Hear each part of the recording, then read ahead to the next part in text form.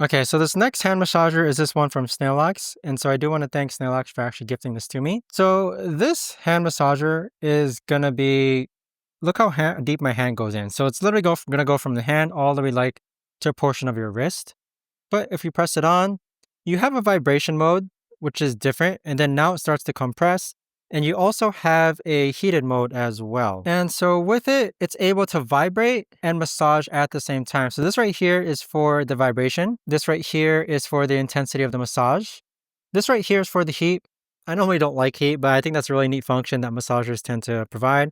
And then we have the on and off button. So I'd say with this massager, it seems to like miss the thumb, but you can see how my thumb is out there, but it does a really nice job as far as like pressing down your fingers, the palm of your hand, the base of your hand, and also your wrist, just because you can see how deep my hand is in there. But overall, I'd say that this is a really decent massager just because it's able to do vibration, it's able to do the massage, and it's also able to do a heated mode. And it's portable. Oh, it's not portable. Sorry about that.